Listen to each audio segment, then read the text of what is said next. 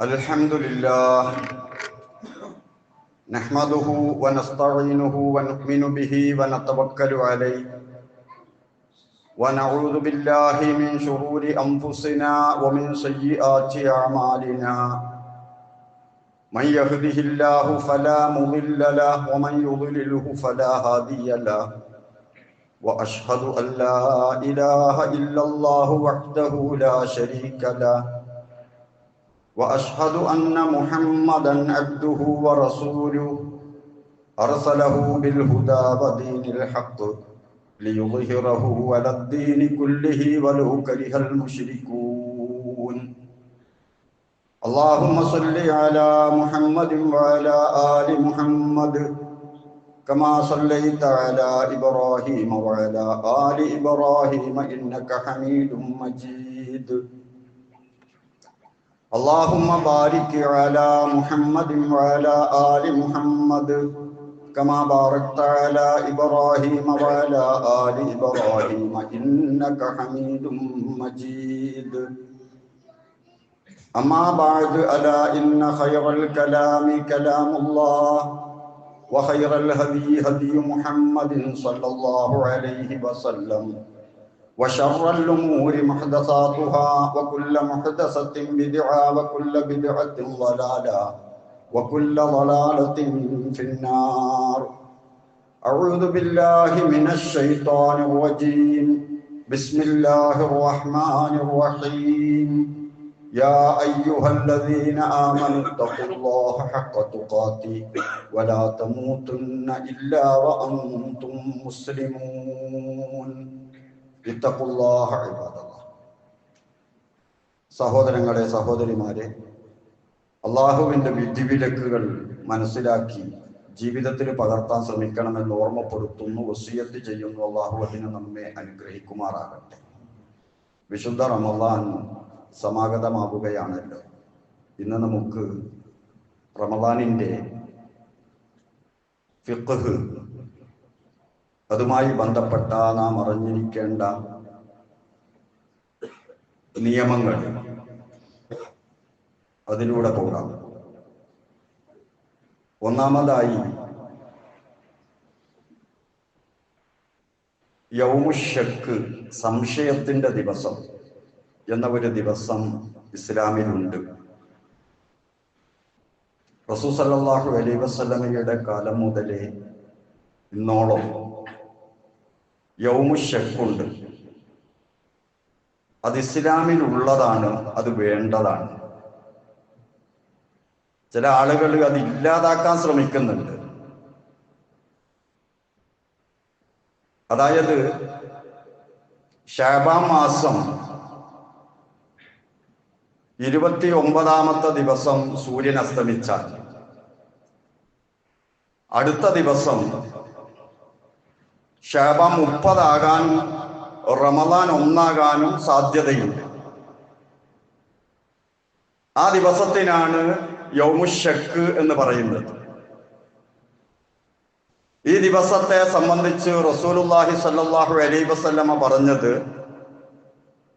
സൂമു ലിറുയതിഹി, നിങ്ങൾ മാസം കണ്ടാൽ നോമ്പെടുക്കുക. വ അഫ്തിറു ലിറുയതിഹി, മാസം കണ്ടാൽ പെരുന്നാൾ ആക്കുക. റമളാൻ 29-ന്. ഫൈൻ ഗബിയ അലൈക്കും, ഇനി നിങ്ങൾക്ക് കാർമേഘം മൂടിയിട്ട് മാസം കാണാൻ കഴിഞ്ഞില്ല, എന്നാൽ ഫഅക്മിലു ഇദ്ദത്ത ശഅബാന 30, ശഅബാന്റെ എണ്ണം 30 പൂർത്തിയാക്കുക. ഇമാം ബുഖാരി നിവേദനം ചെയ്ത ഹദീസാണ്, വളരെ വ്യക്തമാണ്. അപ്പോൾ ശറഇൽ പരിഗണിക്കപ്പെടുന്നത് റമളാൻ സ്ഥിരപ്പെടാൻ രണ്ടാലൊരു സംഗതിയാണ് റസൂല് പഠിപ്പിച്ചത്. ഒന്ന് 29-ന് മാസം കാണുക, ഇനി അതല്ലെങ്കിൽ ശഅബാൻ 30 പൂർത്തിയാവുക. ഇതല്ലാത്ത വേറൊരു മാർഗം റമളാൻ സ്ഥിരപ്പെടാൻ റസൂലുള്ളാഹി സ്വല്ലല്ലാഹു അലൈഹി വസല്ലമ പഠിപ്പിച്ചിട്ടില്ല. അതുപോലെ തന്നെ ഈ ഷക്കിന്റെ ദിവസത്തിന് പ്രത്യേകമായ ചില നിയമങ്ങളുണ്ട്. എന്താണത്? അന്ന് നോമ്പ് ഒരിക്കൽ ഹറാമാണ്. ഒരാൾക്ക് തോന്നുകയാണ് റമദാൻ ആകുകയാണെങ്കിൽ അതിൽ കൂടി അങ്ങ് പിടിച്ചോട്ടെ, പോയിക്കോട്ടെ, ഞാൻ നാളെ നോമ്പ് വെൽക്കുകയാണ്. മാസം കണ്ടതിനെ പറ്റിയൊന്നും അവൻ ആലോചിച്ചിട്ടില്ല. നോമ്പാകാനും ആകാതിരിക്കാനും സാധ്യതയുള്ള ദിവസം. ആ ദിവസം ഒരാൾ നോമ്പ് നോറ്റാൽ പാടില്ലാത്ത പണിയാണ്. റസൂലുള്ളാഹി സ്വല്ലല്ലാഹു അലൈഹി വസല്ലമയുടെ നിർദ്ദേശത്തെ തള്ളലാണത്. വ്യക്തമായി റസൂല് വിലക്കിയിട്ടുമുണ്ട്. അള്ളാഹുവിന്റെ റസൂല് പറഞ്ഞു, ലാ തുഖദ്ദിമു റമളാന, നിങ്ങൾ റമളാനിന്റെ മുമ്പ് ബി സൗമി യൗമിൻ, ഒരു ദിവസം നോമ്പെടുക്കുക, വലാ യൗമൈൻ, അല്ലെങ്കിൽ 2 ദിവസം നോമ്പെടുക്കുക. അത് വേണ്ടട്ടോ, അങ്ങനെ ചെയ്യരുത്. ഇല്ലാ റജുലുൻ കാന യസൂമു സൗമൻ ഫല്യസുംഹു, ഇനി ഒരാൾ അദ്ദേഹത്തിന്റെ പതിവ് തിങ്കളാഴ്ച നോമ്പെടുക്കലാണ്, അല്ലെങ്കിൽ വ്യാഴാഴ്ച നോമ്പെടുക്കലാണ്, അങ്ങനെ ഒരു പതിവുള്ള ഒരു വ്യക്തി, ആ വ്യക്തിക്കാണ് ഈ പറഞ്ഞ ദിവസം ഒരു തിങ്കളാഴ്ചയോ വ്യാഴാഴ്ചയോ ആയി വരുന്നത്. എന്നാൽ അദ്ദേഹത്തിന്റെ ആ പതിവ് കൊണ്ട് നടക്കാം. അല്ലാതെ റമളാനിന്റെ മുന്നോടിയായി ആരാണെങ്കിൽ റമളാനിൽ നോമ്പാകട്ടെ എന്ന രൂപത്തിൽ നോമ്പ് നോൽക്കരുതേ എന്ന് റസൂലുള്ളാഹി സ്വല്ലല്ലാഹു അലൈഹി വസല്ലം വളരെ വ്യക്തമായി നമ്മോട് പറഞ്ഞു തരികയാണ്. എന്നാൽ ഹിജ്റ കലണ്ടർ എന്ന പേരിൽ ലോക മുസ്ലിമീങ്ങൾ ഐക്യപ്പെടുക എന്ന ഒരു നല്ല ആശയം മുന്നോട്ട് വെച്ചുകൊണ്ട് ഒരു ദിവസം എല്ലാവരും നോമ്പാക്കുക, ഒരു ദിവസം എല്ലാവരും പെരുന്നാളാക്കുക, ഒരു സംശയത്തിന്റെ ദിവസം വേണ്ട എന്ന് തീരുമാനിച്ച ആളുകളുണ്ട്. അവർ നല്ലോണം സമൂഹത്തിൽ പ്രവർത്തിക്കുന്നുണ്ട്. എല്ലാവരും നോമ്പ് നോൽച്ച് അടക്കുന്ന സമയത്ത് കോഴിക്കോടൊക്കെ പോയി പെരുന്നാളിക്കരിക്കുന്ന ആൾക്കാർ, അവർക്കന്ന് പെരുന്നാളായിരിക്കും. അവർക്ക് ലോകാടിസ്ഥാനത്തിലാണ്. ന്യായം പറയുന്നത് കേട്ടാൽ സ്വീകരിക്കാൻ തോന്നിപ്പോകും. തീയതിക്ക് മാറ്റം ഉണ്ടാവൂലല്ലോ, ദിവസത്തിന് മാറ്റം ഉണ്ടാവൂലല്ലോ, അറബി മാസം മാത്രം എന്താ ഇങ്ങനെ എന്നൊക്കെയാണ് അവർ ചോദിക്കാറുള്ളത്. ഈ ഐക്യത്തിന്റെ പേര് പറഞ്ഞ് നാട്ടിലുടനീളം അനൈക്യം ഉണ്ടാക്കുകയാണ്. നാട്ടിലുള്ള ആളുകൾ നോമ്പ് നോറ്റ് നടക്കുന്ന സമയത്ത് 1-2 ആളുകൾ പെരുന്നാളാക്കിയാൽ അത് ഐക്യമോ അനൈക്യമോ? റസൂലുള്ളാഹി സ്വല്ലല്ലാഹു അലൈഹി വസല്ലമ പറഞ്ഞു തന്ന ഷക്കിന്റെ ദിവസം എവിടെ? പിന്നെ അവര് പറയാറുള്ളത് ലൈലത്തുൽ ഖദർ എങ്ങനെയാ? 2 ദിവസം പലയിടത്തും നോമ്പായാൽ, ഗൾഫിലും ഇവിടെയൊക്കെ മാറിയാൽ ലൈലത്തുൽ ഖദറും കൊണ്ട് കുടുങ്ങൂലേ എന്ന രൂപത്തിലാണ് പറയാറുള്ളത്. അള്ളാഹുവിന്റെ കുടുക്ക് തീർക്കാൻ ഇവര് കണക്കുണ്ടാക്കേണ്ട ആവശ്യമില്ല. അള്ളാഹ് ആദ്യം തന്നെ ലൈലത്തുൽ ഖദറിന്റെ തീയതി പറഞ്ഞു തന്നിട്ടില്ല. അള്ളാഹുവിന് അറിയാം ആർക്കൊക്കെ അത് കിട്ടണം, എപ്പോഴൊക്കെ കിട്ടണം. അതിന് പരിശ്രമിക്കാൻ മുഅ്മിനീങ്ങളോട് അല്ലാഹു തആല പറഞ്ഞിട്ടുമുണ്ട്. അപ്പൊ അള്ളാഹു കുടുങ്ങിപ്പോയി എന്ന ഒരു രൂപത്തിൽ ഈ യൗമുശക്ക് ഇല്ലാതാക്കിയിട്ട് യൗമുൽ യഖീൻ, അന്നത്തെ ദിവസം ഒരു ഉറപ്പിന്റെ ദിവസാക്കി എടുക്കാനുള്ള പരിശ്രമം അത് ശറഇന് വിരുദ്ധമാണ്.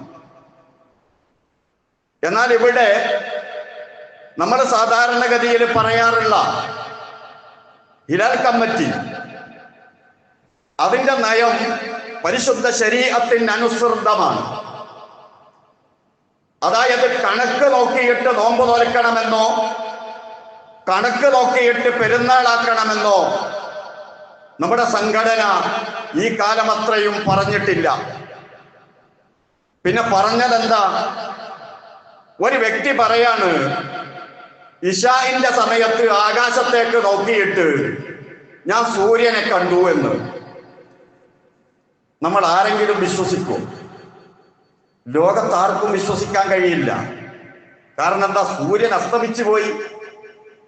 അസ്തമിച്ചു പോയ സൂര്യനെ ഇശാഇന്റെ സമയത്ത് അല്ലെ രാത്രി 12 മണിക്ക് ഞാൻ മേലോട്ട് നോക്കിയിട്ട് കണ്ടു എന്ന് പറഞ്ഞാൽ അത് കളവാണ്.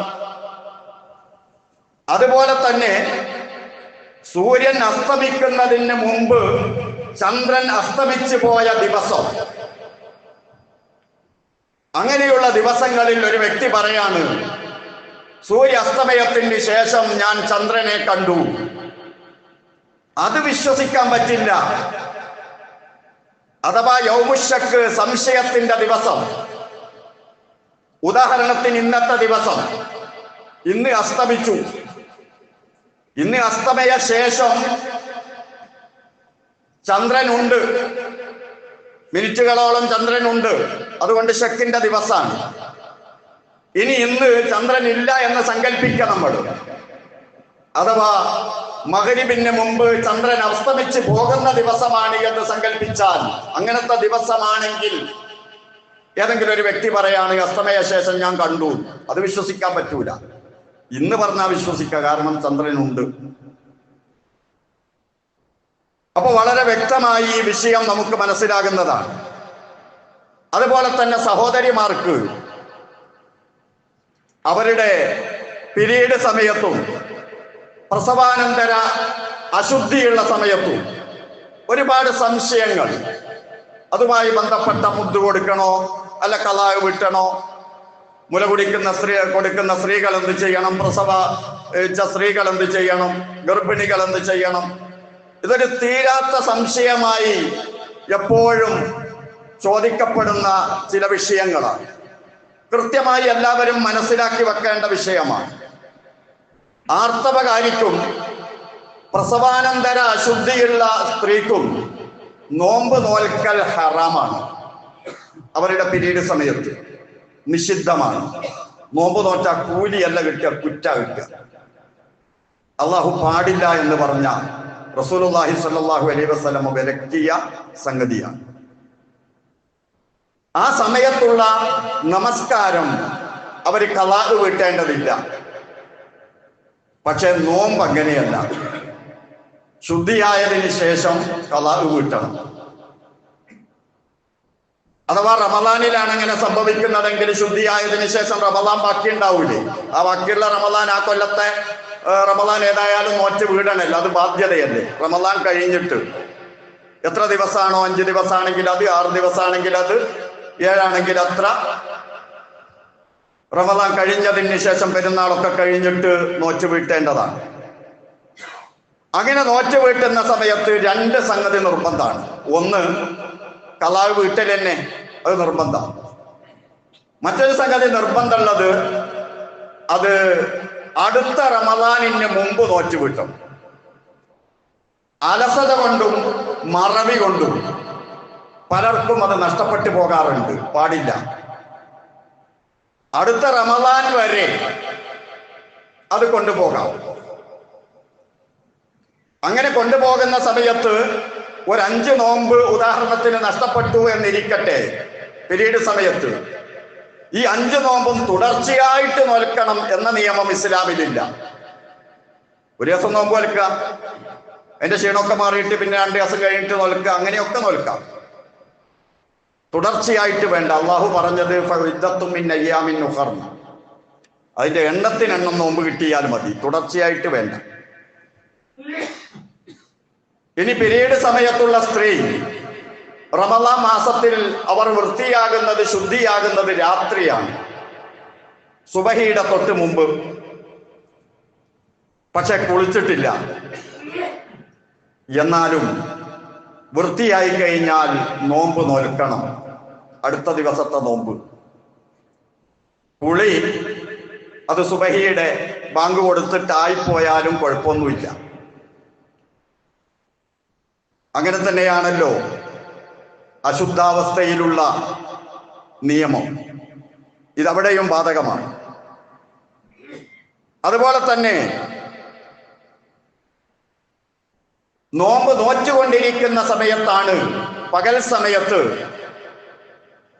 ഒരു സ്ത്രീക്ക് പിരീഡ് സംഭവിക്കുന്നതെങ്കിൽ പല സഹോദരിമാരും തെറ്റിദ്ധരിച്ചതവിടെ ബാക്കിയുള്ള സമയം നോമ്പുകാരെ പോലെ തന്നെ നിന്നാൽ ആ നോമ്പ് ശരിയാകും എന്നാണ്. ഇല്ല.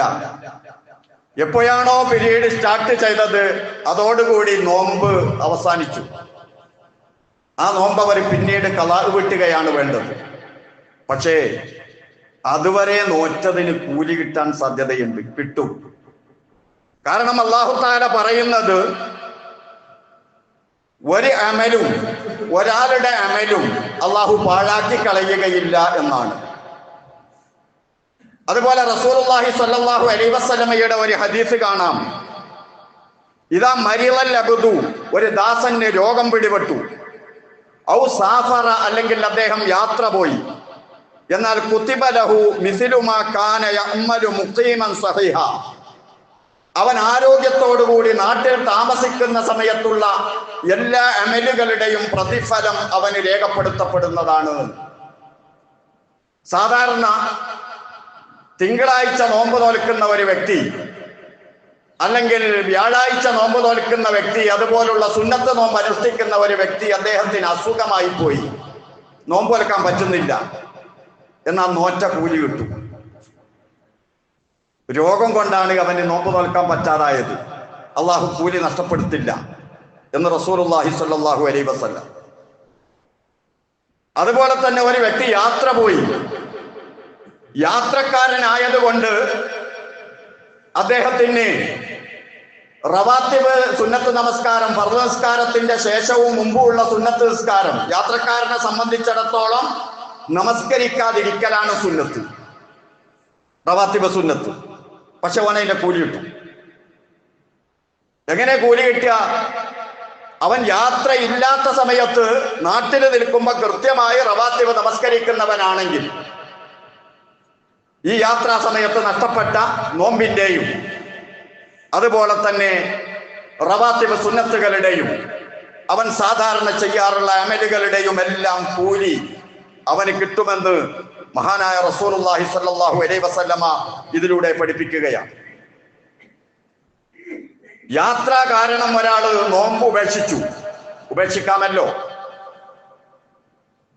അദ്ദേഹം റമളാൻ കഴിഞ്ഞിട്ടാണ് അത് നോറ്റ് വീടുന്നത്.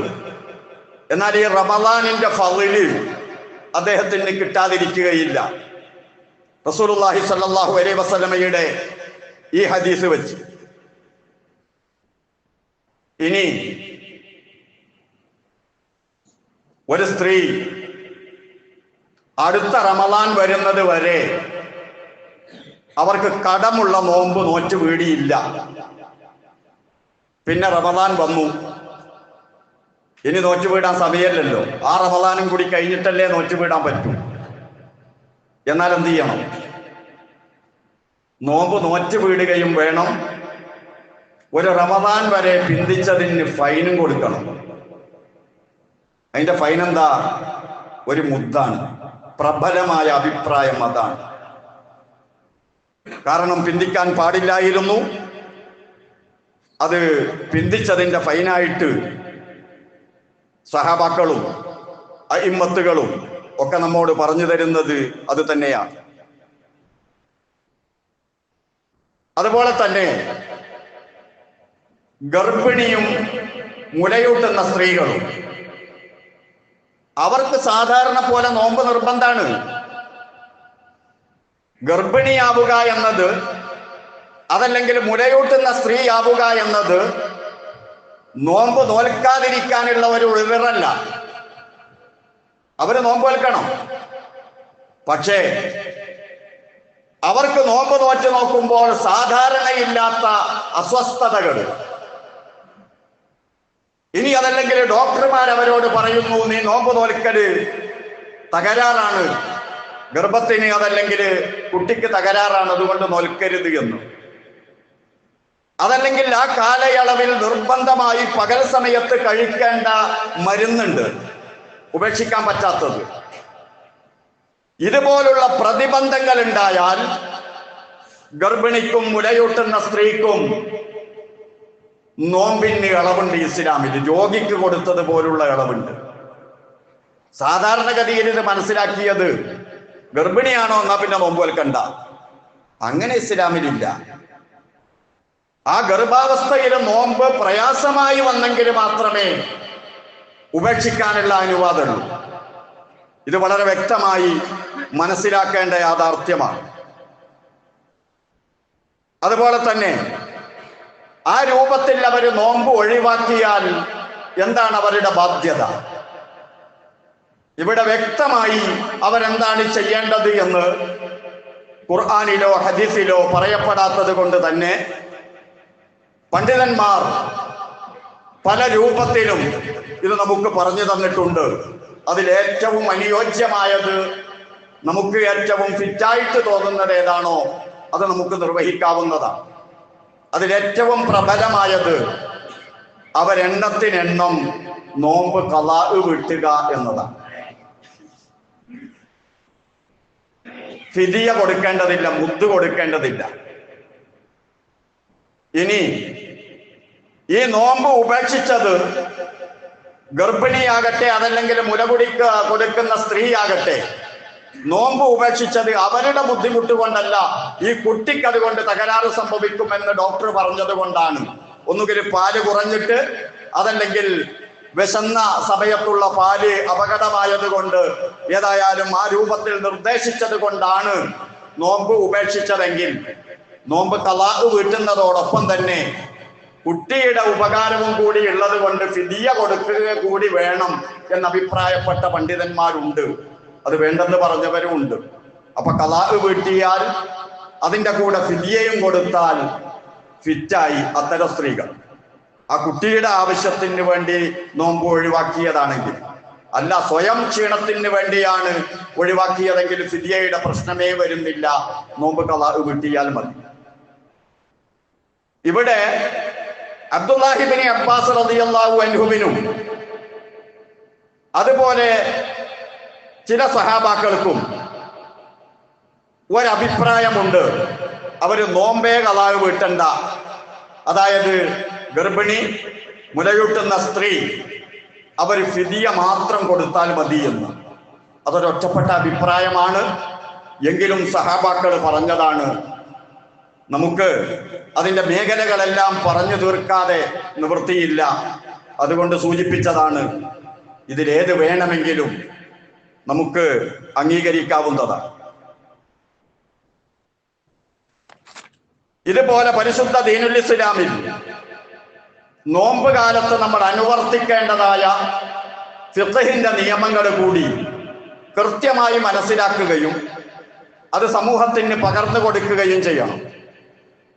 നോമ്പ് കാലത്തുള്ള വളരെ പ്രധാനപ്പെട്ട ഒരു സുന്നത്താണ് സംസാരം നിയന്ത്രിക്കാൻ വേണ്ടി ഇന്നി സായിമുൻ എന്ന പ്രയോഗം.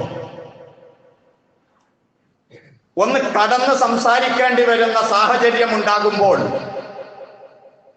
എനിക്ക് നോമ്പാണ് എന്ന് തുറന്നു പറയുക. ആരെങ്കിലും ഇങ്ങോട്ട് എതിർത്ത് സംസാരിച്ചതാണ്, അവരോട് ആ രൂപത്തിൽ തന്നെ പ്രതികരിക്കേണ്ടതുണ്ട്.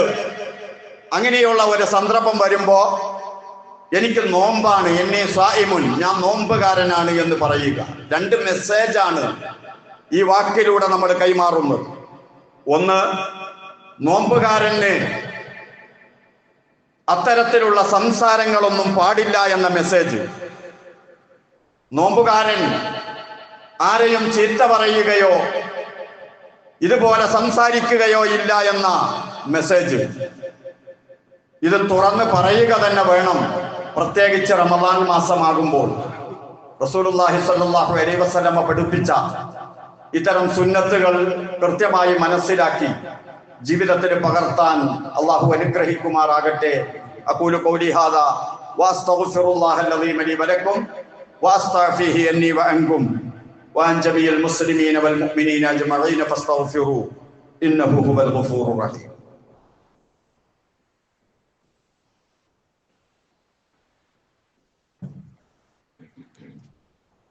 അൽഹംദുലില്ലാഹ് വസ്സലാത്തു വസ്സലാമു അലാ റസൂലില്ലാഹ്. ഊസീകും ഇബാദല്ലാഹി വ ഇയ്യായ ബിത്തഖ്വല്ലാഹ്. സഹോദരങ്ങളെ, സഹോദരിമാരെ, അള്ളാഹുവിന്റെ വിധിവിലക്കുകൾ അനുസരിച്ച് ജീവിക്കാൻ ശ്രമിക്കണമെന്നൊരിക്കൽ കൂടി എന്നെയും നിങ്ങളെയും ഓർമ്മപ്പെടുത്തുന്നു, വസിയത്ത് ചെയ്യുന്നു. അള്ളാഹു അതിന് നമ്മെ അനുഗ്രഹിക്കുമാറാകട്ടെ. നോമ്പിന്റെ വളരെ പ്രധാനപ്പെട്ട രണ്ട് സുന്നത്താണ്. ഒന്ന് ഇഫ്താറും അതുപോലെ സുഹൂറും. അത്താഴം കഴിക്കലും നോമ്പ് തുറക്കൽ. അത്താഴം കഴിക്കൽ പരമാവധി പിന്തിക്കുക, നോമ്പ് തുറ പെട്ടെന്നാക്കുക. അസ്തമിച്ച ഉടനെ നോമ്പ് തുറക്കുക. അസ്തമയം വരെ അള്ളാഹ്ക്ക് നോമ്പ് അള്ള പറഞ്ഞിട്ട് കഴിഞ്ഞിട്ട് കുറെ എൻ്റെ വകയും എന്ന രൂപത്തിലുള്ള നോമ്പ് തുറ വേണ്ട. അസ്തമിച്ചു കഴിഞ്ഞോ ഉടനെ നോമ്പ് തുറക്കുക. കാരണം നമ്മൾ ഭക്ഷണം ഒഴിവാക്കിയത് അള്ളാഹ്ക്ക് വേണ്ടി. അള്ളാഹ്ക്ക് അത് പറയാനുള്ള അധികാരമുണ്ട്. ഭക്ഷണം തരുന്നവനാണ് അള്ളാഹ്. നീ കഴിക്കരുത്, നീ കുടിക്കരുത് എന്ന് പറയാൻ അള്ളാഹുവിന് അധികാരമുണ്ട്. ആ അധികാരം അള്ള ഉപയോഗപ്പെടുത്തിയിട്ടാ നമ്മളോട് നോമ്പ് വെൽക്കാൻ പറഞ്ഞത്. അപ്പൊ എനിക്ക് വേണം, ഭക്ഷണം ആവശ്യമുണ്ട്, പക്ഷെ അള്ള പറഞ്ഞിട്ട് ഞാൻ ഒഴിവാക്കുക. അള്ള അനുവദിച്ച സമയം ആകുമ്പോഴേക്കും നമ്മുടെ ആ ആവേശം നമ്മൾ കാണിക്കണം, പെട്ടെന്ന് നോമ്പ് തുറക്കണം. ഈത്തപ്പഴം കൊണ്ടാണ് നല്ലത്, അതില്ലെങ്കിൽ കാരക്കയാണ്, അതുമല്ലെങ്കിലാണ് വെള്ളം എന്നൊക്കെ റസൂലുള്ളാഹി സ്വല്ലല്ലാഹു അലൈഹി വസല്ലമയുടെ നോമ്പ് തുറ വിശദീകരിച്ചുകൊണ്ട് സഹാബാക്കൾ നമ്മെ പഠിപ്പിക്കുന്നുണ്ട്. അതുപോലെ നോമ്പുകാലത്ത് വല്ലപ്പോഴും, പ്രത്യേകിച്ച് അടുക്കള ജോലിയൊക്കെ ചെയ്യുന്ന സമയത്ത് മറന്ന് ഭക്ഷണം കഴിച്ചു പോകും. റസൂലുള്ളാഹി സ്വല്ലല്ലാഹു അലൈഹി വസല്ലമ പറഞ്ഞത് അത് അല്ലാഹു തരുന്നൊരു സമ്മാനാണ്. നോമ്പിന് യാതൊരു തകരാറും. മൻ അക്കല നാസിയൻ വഹുവ സായിമുൻ ഫല്യുതിമ്മ സൗമഹു. മറന്നുകൊണ്ട് ഒരാൾ ഭക്ഷണം കഴിച്ചു പോയാൽ അവൻ നോമ്പ് പൂർത്തിയാക്കട്ടെ, അവന്റെ നോമ്പിന് ഒരു തകരാറുമില്ല. ഫഇന്നമാ അത്അമഹുല്ലാഹ്, അവൻ അല്ലാഹു ആഹാരം കൊടുത്തതാണ്. വസഖാഹ്, അവൻ അല്ലാഹു വെള്ളം കൊടുത്തതാണ് എന്ന് ഇമാം ബുഖാരി നിവേദനം ചെയ്യുന്ന ഹദീസിൽ വ്യക്തമായി പറഞ്ഞത് കാണാൻ കഴിയും. നോമ്പ് മുറിയുന്ന കാര്യങ്ങൾ ഒരുപാട് റസൂലുള്ളാഹി പഠിപ്പിച്ചിട്ട് ആ കൂട്ടത്തിൽ ഒന്ന് വളരെ ഗൗരവത്തോടു കൂടി എടുത്തു പറഞ്ഞു. ഹജ്ജിന് ഒരുപാട് കാര്യങ്ങൾ ചെയ്യാൻ പാടില്ലാത്തതുണ്ടെങ്കിൽ ഇതേ കാര്യം തന്നെ റസൂൽ അതി ഗൗരവത്തിലെടുത്തു പറഞ്ഞു. സാധാരണ നോമ്പ് മുറിയുന്ന കാര്യം പോലെയല്ല. ഭാര്യ ഭർത്തൃ ബന്ധം കൊണ്ട് റമദാനിന്റെ പകൽ സമയത്ത് നോമ്പ് നഷ്ടപ്പെട്ടു കഴിഞ്ഞാൽ ഒരടിമയെ മോചിപ്പിച്ച് പ്രാശ്ചിത്തം കൊടുക്കണമെന്നാണ് റസൂലുള്ളാഹി പറഞ്ഞത്. അതിന് കഴിയില്ലെങ്കിൽ 2 മാസം തുടർച്ചയായി നോമ്പ് നോൽക്കണം. ഒരൊറ്റ ദിവസം മിസ്സായി പോയാൽ 1 മുതൽ അങ്ങോട്ട് വീണ്ടും തുടങ്ങണം. 2 മാസം അതിന് പ്രാശ്ചിത്തമായി നോമ്പ് നോൽക്കണം.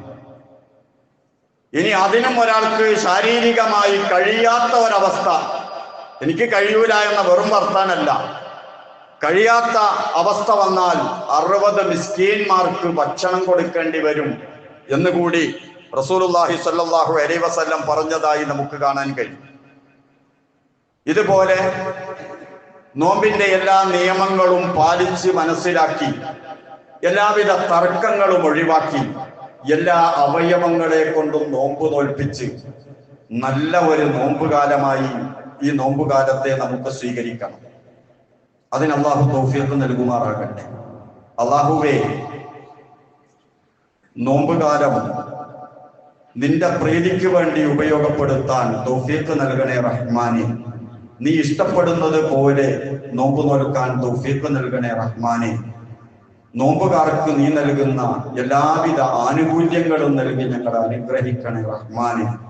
നോമ്പുകാർ കടക്കുന്ന റയ്യാൻ കവാടത്തിലൂടെ കുടുംബസമേതം സ്വർഗത്തിലേക്ക് പോകാൻ അനുഗ്രഹിക്കണേ റഹ്മാനെ. വല്ല കാരണവശാലും നോമ്പ് നഷ്ടപ്പെട്ടു പോകുന്ന നിർഭാഗ്യ അവസ്ഥയെ തൊട്ട് ഞങ്ങളെ കാത്തു രക്ഷിക്കണേ റഹ്മാനെ. ഞങ്ങളിൽ രോഗികളുണ്ട്, ദുആ വസിയത്ത് ചെയ്തവരുണ്ട്. അല്ലാഹുവേ, ഞങ്ങളുടെ അതുപോലെ അവരുടെ എല്ലാവിധ രോഗങ്ങളും നീ ശിഫയാക്കി തരണേ റഹ്മാനെ. പലവിധ ആവശ്യങ്ങളും ഉള്ളവരാണ്, നിനക്കറിയാം. എല്ലാ ആവശ്യങ്ങളും ഹലാലായ ഉദ്ദേശങ്ങളും നീ നിറവേറ്റി തരണേ റഹ്മാനെ. മരണപ്പെട്ടു പോയവരുടെ ഖബറിടം സ്വർഗമാക്കണേ റഹ്മാനെ. ഞങ്ങളെയും അവരെയും നീ സ്വർഗത്തിൽ ഒരുമിച്ച് കൂട്ടിത്തരണേ റഹ്മാനെ. ഞങ്ങളുടെ എല്ലാ പാപങ്ങളും പുറത്തു തരണേ റഹ്മാനെ. اللهم اغفر للمؤمنين والمؤمنات والمسلمين والمسلمات الأحياء منهم والأموات. ربنا آتنا في الدنيا حسنة وفي الآخرة حسنة وقنا عذاب النار. ربنا تقبل منا إنك أنت السميع العليم وتب علينا إنك أنت التواب الرحيم. آمين برحمتك يا أرحم الراحمين.